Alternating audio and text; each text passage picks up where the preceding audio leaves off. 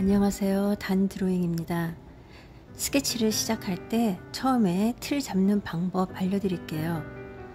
우선 바닥에 선을 수평으로 그어줍니다. 그 다음에 왼쪽에 벽에 세로선을 그어줍니다. 세 번째, 놓인 물체들의 높이를 수평으로 공간을 나누어 줍니다. 그렇게 전체적인 화면을 큰 틀로 분배해 준 후에 조금씩 묘사 들어갑니다. 스케치 시작할 때 이런 식으로 간단하면서 매우 중요한 보조선을 그어주면 실수를 줄일 수 있습니다. 이렇게 안 하고 어느 부분을 구체적으로 나가면 자칫 화면 배분이 잘못돼서 지면이 부족할 수도 있게 되고 또는 한쪽으로 치우친 작은 그림이 되죠. 세부 묘사도 어느 부분을 집중적으로 파지 마시고 전체적으로 함께 진행하는 것이 좋아요. 진행이 후반쯤 가게 되면 전체적인 조화를 잃는 그림이 될 수 있어요. 이것은 펜 스케치뿐만 아니라 모든 그림에 적용이 됩니다. 수강생 분들의 나무 그리기 수업 요청으로 요즘 나무 그리기를 오프라인에서 하였어요. 그래서 이번 영상은 그냥 찐으로 무성한 여름나무와 마당의 풀, 작은 나무, 화분 등 모두 푸른 세상 그림을 그리게 됐어요.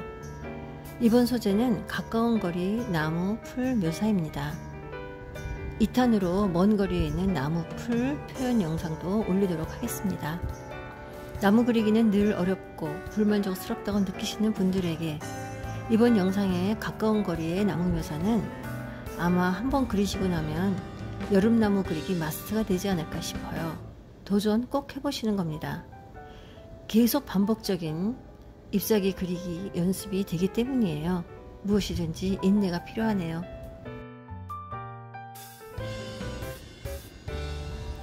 처음에는 화면 비율 잡기 설명해 드렸어요. 두 번째로는 잎사귀 표현 이야기입니다. 영상에서 보시는 것처럼 종이에서 거의 펜을 떼지 않고 그리고 있습니다. 이어 그리기입니다. 그래서 펜 선이 지저분해지지 않아요. 동글동글 조금은 각지게 잎사귀 그리실 때 이어서 그리기를 계속하세요. 자꾸 해보세요. 같은 곳에 또 그어지게 되면 그곳은 진하게 되면서 그림자 부분이 됩니다. 잘못하시는 게 아니에요. 또 지금 보시는 작은 묘목 그리실 때 작은 잎사귀 표현은 거의 생략하였어요. 잎사귀 표현보다 중요한 건 여러 모양의 나무 표현이에요. 화분의 동그란 모양, 화분 밑에 넓은 잎사귀 모양, 앞에 잔디 같은 종류별로 특색 있는 모습을 담는 것이 더 중요합니다. 즉, 작은 모습보다는 그것보다 더 큰 모습을 보고 그리시라는 거예요. 그 그림이 주는 분위기 묘사와도 일맥상통하는 이야기입니다. 지금 잎사귀 표현하는 영상 보시다가 세 번째 중요 포인트, 그림자 공간에 대한 이야기는 조금 있다가 잎사귀 표현이 끝난 후에 그림자 그릴 때 말씀드릴게요. 지난주 업로드 못하고 2주 만에 업로드합니다. 나름 스케줄이 있었지만 그래도 게으름이지 않았을까 하며 채찍을 휘둘러 보네요. 너무 바쁘지 마, 너무 자신에게 가혹하지 마 라고 생각은 해요. 그러나 때로는 몰입하고 싶고 자신을 끝까지 태워보고 싶은 꺼리가 생겼을 때는 해보는 것도 인생의 액센트가 되고 에너지가 되고 인생도 파도 치듯 물 흐르듯 출렁여야 재밌을 것 같습니다. 스케치를 하다 보면 언제나 끝이 없어요. 나와의 타협점을 찾게 됩니다. 80% 정도에서 보통 펜을 놓는 것 같아요. 결정이 되면 그린 종이는 휙 잡아서 저쪽에 갖다 놓습니다. 그림 그리며 큰 것을 배운 거죠. 내내 질질 끌려다니지 않아야 한다는 것, 타협점을 찾는 시점의 마음가짐 같은 거요. 무엇이든 한 가지를 열심히 해보는 것은 매우 중요합니다. 한 가지라도 최선이라는 말에 근접하게 해보면 많은 것들이 따라오는 플러스 효과를 볼 수 있어요. 만약 최선에 근접해 봤는데 마이너스 효과가 있다. 그러면 그것은 최선이 아니고 최악의 선택이었거나 아니면 최선을 하지 않은 거예요. 오래전에 우연히 신문에서 알게 된 강사분이 있었어요. 장사, 사업에 성공하는 노하우를 강의하는 분이었는데요. 꽤 유명세를 타는 분이었어요. 그래서 신문에 칼럼도 냈던 분이고요. 그래서 알게 된 것이 그분의 무료 강의가 있다는 걸 알게 됐죠. 그래서 찾아서 가서 강의를 한번 들어봤습니다. 무척 오래전인데도 그때 그분의 이야기가 내 기초에서 떠나지 않는 게 있습니다. 최선이라고 해서 모두 최선이 아니다. 그때 그 한 문장이 섬광을 띠며 저의 뇌를 관통한 느낌이었어요. 그때 이후로 억울함이라는 단어는 제 인생에서 안녕하게 되었지요. 최선을 제대로 안 해서, 아니 못해서 억울함이 생기는 거라고요. 최선을 다해야만 한다는 것이 이야기의 초점이 아니고요. 최선을 안 하면 부족한 면을 인정하는 것이 중요하다는 걸 이야기하고 싶어요. 모든 면이 부족하거나 모든 면이 충분한 인생은 이 세상 어디에도 없기 때문이에요. 처음 묘사 부분을 보여드리고 반복적인 부분은 빠르게 영상을 돌리고 있습니다.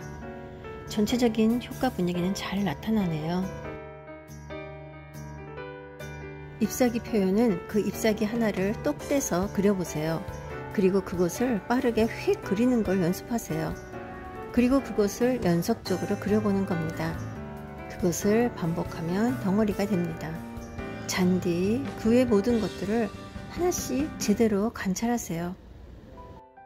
마카를 사용하여 좀 더 부드러운 음영을 표현합니다. 아무래도 마커는 굵기 때문에 면으로 칠해져서 까칠한 펜선의 묘사를 부드럽게 해주거든요. 마커를 전체적으로 푸른 부분을 칠해줍니다. 마커는 3단계 정도 사용해요. 점점 진한 색으로 수채화하듯 덧입혀갑니다. 지금 마지막 마커는요, 웜 6단계입니다. 잠시 후에 3번째 나무 그늘 표현 들어갑니다.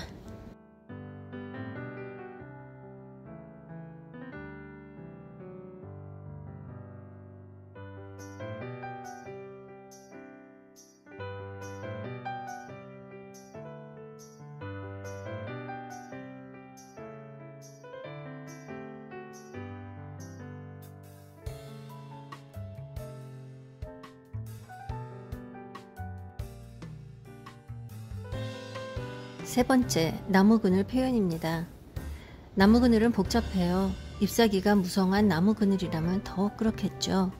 그래서 이렇게 표현해 봤습니다. 큰맘 먹고 과감하게 마카로 빈틈 보이게 얼룩 있게 칠하기입니다. 그런데 이게 아주 그 표현이 그럴싸하더군요.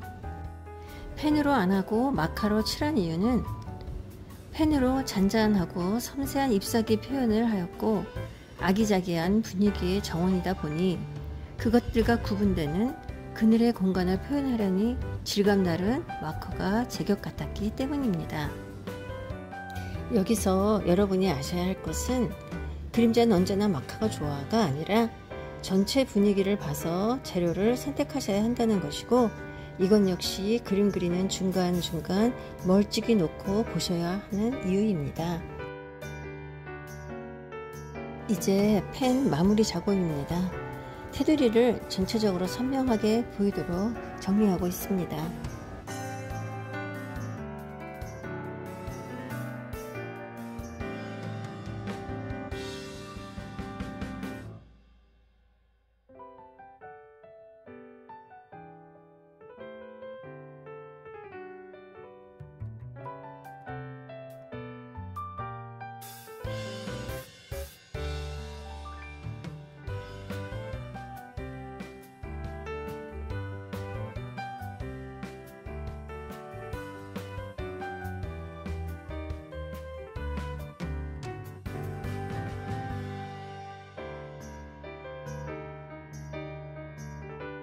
이제 그림이 마무리돼 갑니다.